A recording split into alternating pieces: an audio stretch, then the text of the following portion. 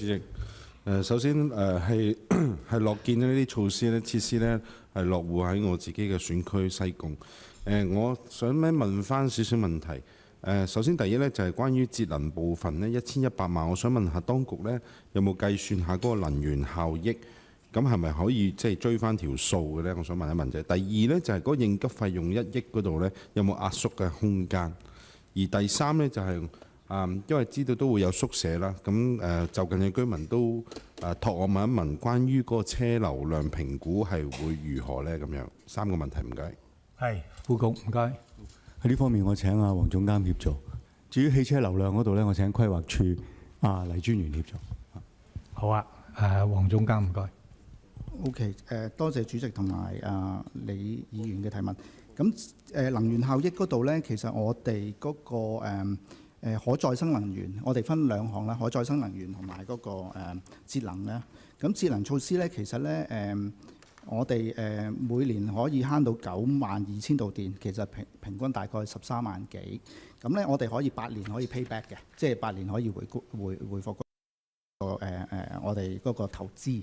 咁至於嗰個簡單就係嗰個交通方面，交通方面咧就係我哋其實都做過一個簡單嘅運輸嘅報告，裏邊咧係其實對於安達臣道嘅車流量咧係冇影響嘅，即係我哋增加一個車輛嚇。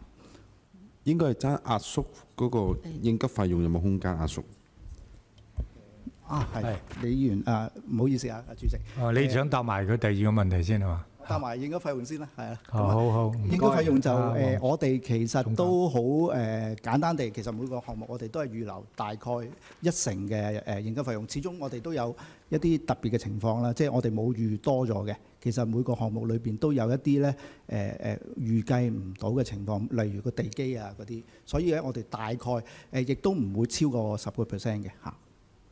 好啊，應急費用嗰度咧，之前我哋有討論咧，即係請局方咧，或者檢視一下過去一啲即係呢個工程項目，睇下嗰個係咪我哋向來都用大概10%。